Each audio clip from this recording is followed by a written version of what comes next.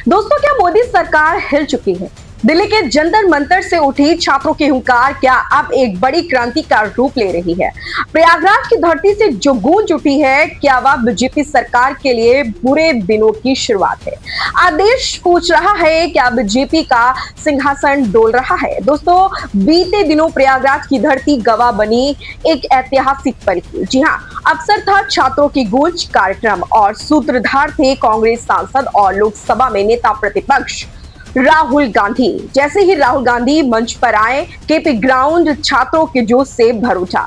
चारों तरफ सिर्फ राहुल के नाम की गूंज थी। या सिर्फ भीड़ नहीं थी, या था बदलाव के लिए उमड़ा हुआ जनसैलाब।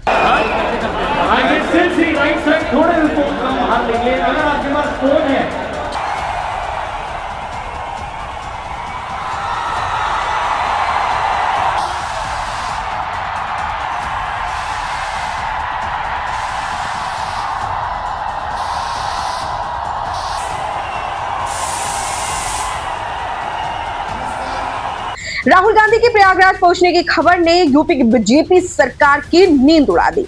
जब राहुल छात्रों से संवाद कर रहे थे तो यूपी के मुख्यमंत्री योगी आदित्यनाथ दिल्ली की ओर दौड़ लगा रहे थे। जी हाँ, आपको बता दें कि जब राहुल गांधी बच्चों से संवाद कर रहे थे, तब मुख्यमंत्री योगी आदित्यनाथ दिल्ली की ओर दौड़ लगा रहे थे। प्रधानमंत्री मोदी और बीजेपी अध्यक्ष नितिन नवीन के साथ ताबड़तोड़ बैठकें हुई। योगी और मोदी दोनों ही राहुल गांधी के इस कार्यक्रम से स्पष्ट रूप से चिंतित दिखाई दे रहे थे। दोनों को अपनी कुर्सी संकट में दिखाई दे रही है, क्योंकि भीड़ झूठ नहीं बोलती। बीजेपी ने राहुल गांधी के कार्यक्रम को रोकने के लिए एड़ी चोटी का जोर लगा दिया। पहले तो ग्राउंड की अनुमति ही रद्द कर दी गई। जब उससे भी बात नहीं बनी तो मैदान में जानबूझकर सीवर का पानी छोड़ दिया गया। मकसद साफ था, भीड़ को रोकना। लेकिन इन कीचड़ की साजिशों पर छात्रों के उत्साह ने पानी फेर दिया। हजारों छात्र इन चुनौतियों को दरकिनार कर राहुल को सुनने पहुंचे। दोस्तों, यह कोई साधारण रैली नहीं थी। यहाँ ना कोई बड़ा नेता था, ना ही पारंपरिक राजनीति की बातें थी। वहां बस राहुल गांधी और युवा थे। राहुल ने भारत की युवा शक्ति को देश की सबसे बड़ी ताकत बताया और 3 महत्वपूर्ण बिंदुओं पर ध्यान केंद्रित किया: दर्द, डाटा और दौलत। दोस्तों, राहुल गांधी ने युवाओं से बात करते हुए कहा, आप भारत की असली शक्ति और स्वाभिमान हैं। जब मैं यह कहता हूं तो मैं भारत के हर एक नागरिक और युवा की आवाज की बात कर रहा होता हूं। इलाहाबाद यूनिवर्सिटी के छात्र ने राहुल गांधी से बात करते हुए कहा, सर, इलाहाबाद विश्वविद्यालय लॉ फैकल्टी का छात्र हूं और हमारे यहाँ समस्याओं का अंबार लगा पड़ा है। सर, हमारे यहाँ लॉ फैकल्टी में सर जो लाइब्रेरी है उसमें पूरा पानी आता है, मतलब बाढ़ आती है सर।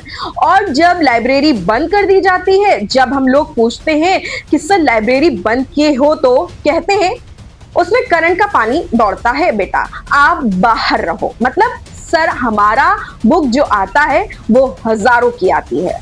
सर, इलाहाबाद विश्वविद्यालय लॉ फैकल्टी का छात्र हूँ सर, और हमारे यहाँ समस्याओं का अंबार लगा पड़ा है सर। हमारे लॉ फैकल्टी में सर जो लाइब्रेरी है उसमें सर पूरी पानी आती है, मतलब बाढ़ आता है सर। और जब लाइब्रेरी बंद कर दी जाती है, जब हम लोग पूछते हैं कि सर लाइब्रेरी बंद क्यों, तो कहते हैं उसमें करंट का पानी दौड़ता है, बेटा आप बाहर रहो।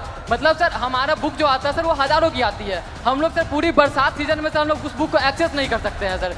और हमारे साथी जो सर प्रोटेस्ट में बैठे हुए पिछले 1 महीने से सर, तो उन्होंने जब उनकी सर बहुत बेसिक मांगे है सर, जो हम लोग सर पूरी बरसात सीजन में सर हम लोग उस बुक को एक्सेस नहीं कर सकते हैं। दोस्तों, इलाहाबाद यूनिवर्सिटी के छात्रों ने हॉस्टल में बुनियादी सुविधाओं की कमी, भर्ती परीक्षाओं में धांधली और बार बार रद्द होती परीक्षाओं जैसी गंभीर मुद्दे राहुल गांधी के सामने रखे।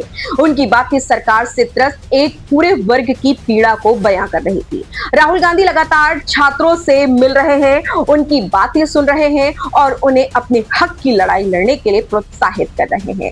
यही वजह है कि छात्र अपने हक के लिए सड़कों पर उतरे हैं। दोस्तों, राहुल गांधी ने अहिंसा का संदेश देते हुए कहा, हम नफरत से और हिंसा से कभी काम नहीं करेंगे। हिंदुस्तान का कल्चर सत्य और अहिंसा का है, नफरत का नहीं।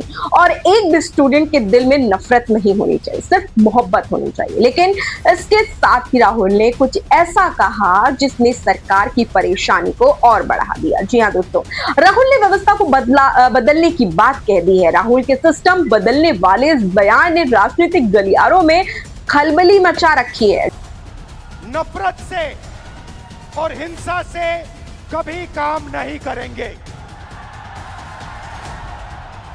हिंदुस्तान का कल्चर सत्य और अहिंसा का है, नफरत का नहीं है। और एक भी स्टूडेंट के दिल में नफरत नहीं होनी चाहिए, सिर्फ मोहब्बत होनी चाहिए। तुमको खत्म, टाटा बाय बाय करना है। आप सबका दिल से बहुत बहुत धन्यवाद, इस रिस्पांस के लिए धन्यवाद।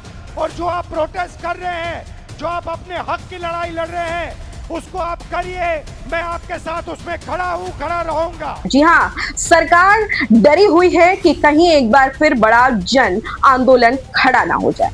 छात्रों ने पहले ही चेतावनी दी है कि अगला आंदोलन हुआ तो सीधा पीएम मोदी का इस्तीफा मांगा जाएगा। ऐसे में राहुल गांधी के इस बयान ने बीजेपी की बेचैनी को और भी ज्यादा बढ़ा रखा है।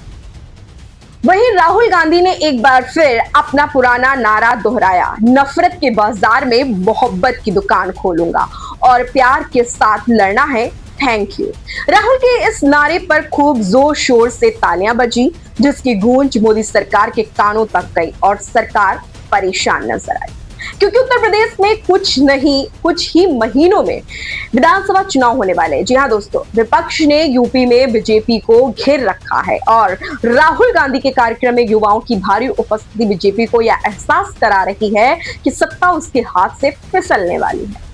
दोस्तों, कांग्रेस का यह कार्यक्रम युवाओं को साधने की एक सफल कोशिश के तौर पर देखा जा रहा। बीजेपी की मुश्किलें बढ़ती दिखाई दे रही, क्योंकि उसे डर है कि इस जनसैलाब का असर विधानसभा चुनाव के नतीजों पर पड़ सकता है।